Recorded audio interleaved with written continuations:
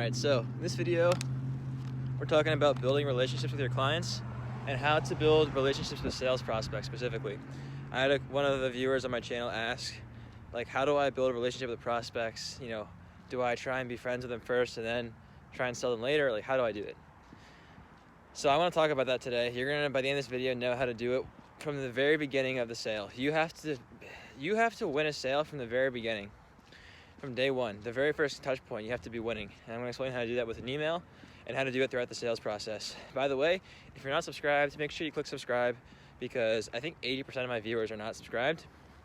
And if you want to generate leads on autopilot, have the best bounce rates, the best response rates, and have probably 20 times more meetings booked per email, if you will, like 20 times higher meeting book rates than the industry average. If you click the link below, you'll get a training document that will show you how to generate leads on autopilot for you that you can give to a VA. It's really sick, and a lot of people are rocking with it. So it's still free right now. Not sure how much longer it will be, but for now, you can use it. So how do you build a relationship with sales prospects?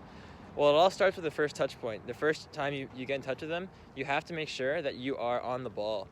Now, the thing is, though, you don't want to you don't want to fake being their friend or be ingenuine and try and suck up to them and then try and sell them at the end. Like, that's not how you do things, and it's almost like being in the friend zone with a girl, right? If you want to date a girl, you do not start, and some people would say that you do, but they're morons. I don't know what they're talking about.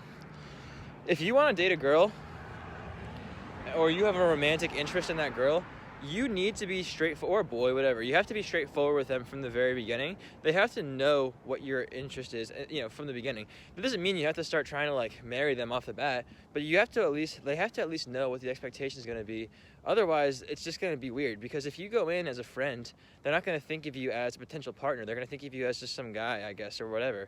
You have to say to yourself, so just like with business, it's the same thing. You can't go into a situation with someone just being like, hey, you want to get to know each other and have a good time? It's like, no, you have to offer them something that's interesting that can help them make money so they know what you're after. But you also don't want it to be just only business. And it actually really depends on the person. What you want to do is let them know from the beginning that you want to sell them something. Well, no. Let them know from the beginning that you want to help them grow their business. You want to help them make more money. But do not do it in a way where you still have to build a relationship. So how do you do that in practice? How do you do that? Well, with your emails, you have a very specific framework, and I can actually add a card to my cold email video.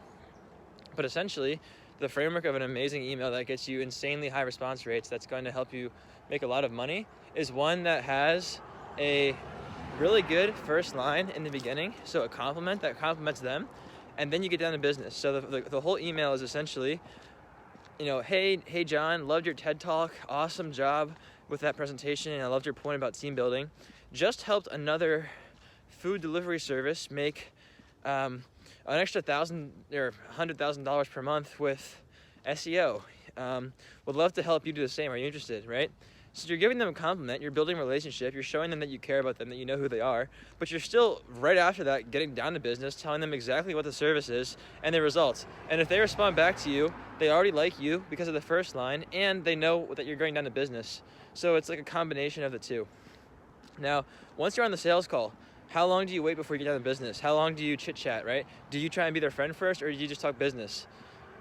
The answer is, it really depends on the person, and part of being in sales is being able to understand who you're speaking with and being able to read their personality and adjust your personality to them. Because you're going to get a whole bunch of people in sales. Some people are going to want to talk to you for an hour but without talking about any business, just about their kids, their dog, their school, their whatever.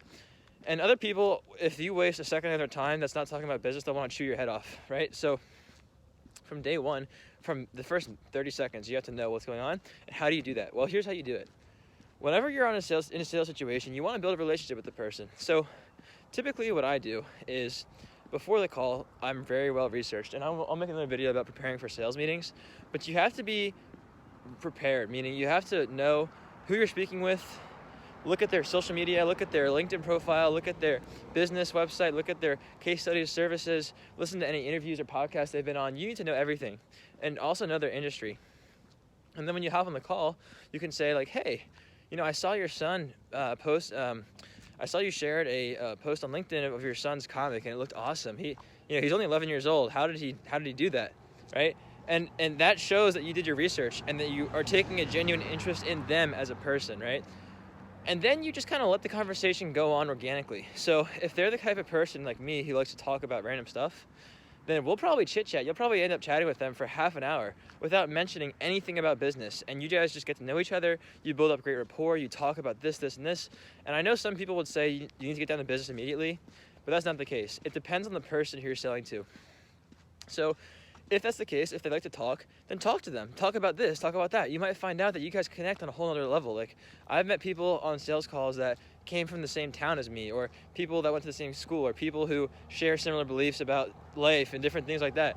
And after that, by the end of the call, even without talking about anything business related, they might say to you, yeah, let's work together. Let's do this, right? You just have to take a genuine interest in people, and generally speaking, that's the trick. But what happens if you ask them the question and they answer it with one sentence, and they don't say, some people you'll ask them, how are you? And they won't even say, they'll say, I'm fine. What do you do? They won't even ask you how you are. That's how you know you're on the phone with a dominant person. And I made a video selling to dominant people, about selling to dominant people before. But basically, if you're in that situation, then they want to get down to business, then fine, get down to business. You don't have to build rapport with them. I mean, to be honest with you, if you're not a dominant person, it might be hard for you to work with someone like that, because dominant people, they're fast movers, they're aggressive, they're like tigers. They'll tear everything up in a room, and by the time they get to the other side, everyone's been mauled to death, but at least they got their thing done, right? They want to move fast and break things. They don't want you to waste your time.